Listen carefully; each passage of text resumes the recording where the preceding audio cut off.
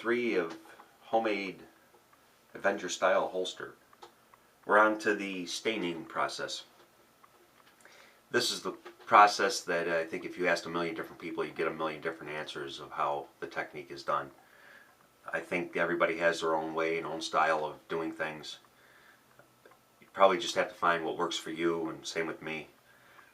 I've used the wool daubers on these. I've tried a sponge, like a damp sponge. I've also tried ragging.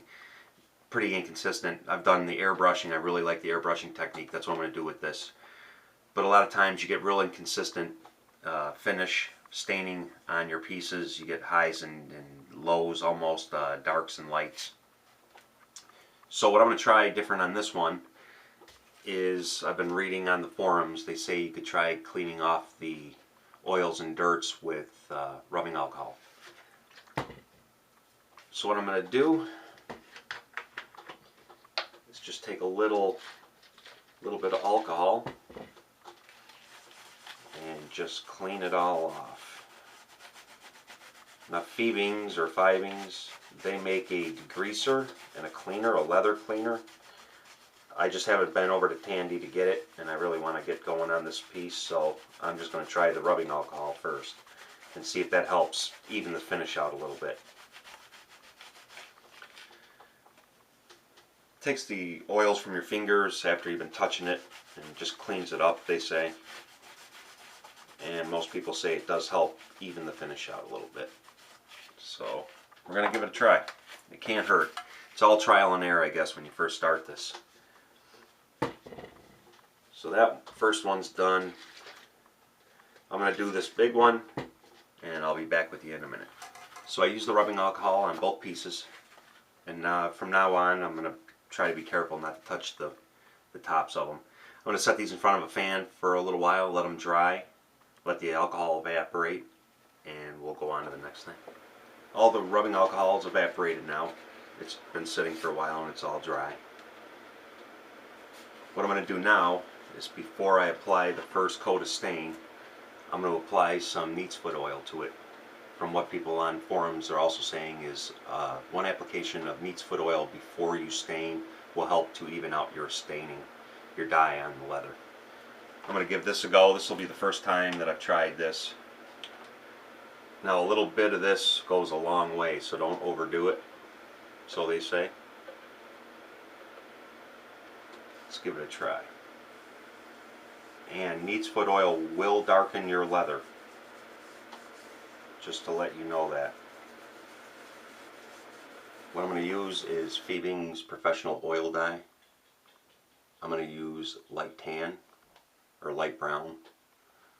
I was going to airbrush it, but I'm interested in seeing how the cleaning it with the rubbing alcohol and then putting one coat of neat's foot oil, I want to see how that evens out the finish, evens out the dyes on this. So what I'm going to use is a damp, lightly damp sponge. I'll airbrush another one in the future. So it's pretty simple.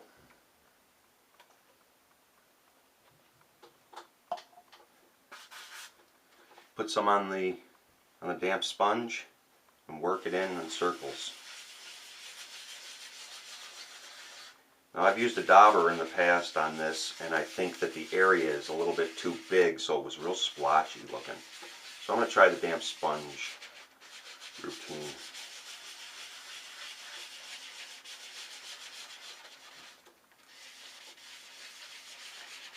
And they say to work in a circular motion so it gives it a more even coat. So that one's now every time you put a second coat or a third coat, this will darken it up. So you can go from light brown, if you put enough finishes on it, you can make it into a dark brown and almost black.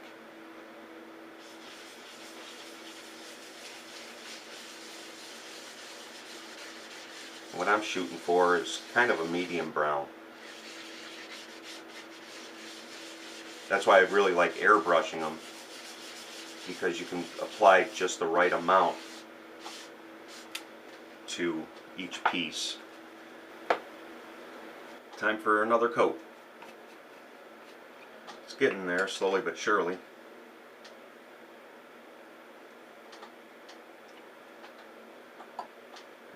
get darker as we go. Now what I'm going to do is I'm going to go in straight lines. Try to change the pattern up from doing the circles.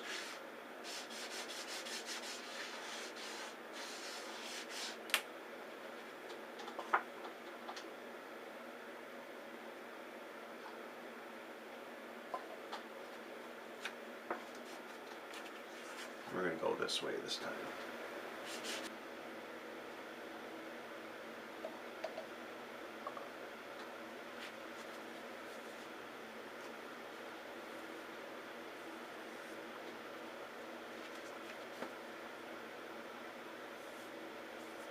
Careful not to get it on the inside if you're not going to line the holster, because it'll show. Unless you're going to stain the inside of the holster, but I've been leaving them the natural tan. I kind of like that contrast look.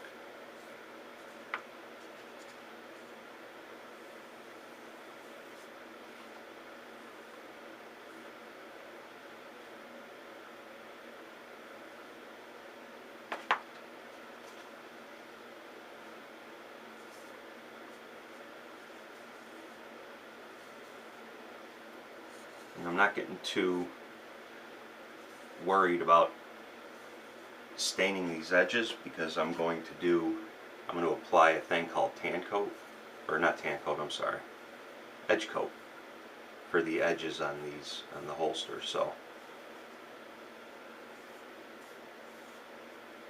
but that's later on down in the process.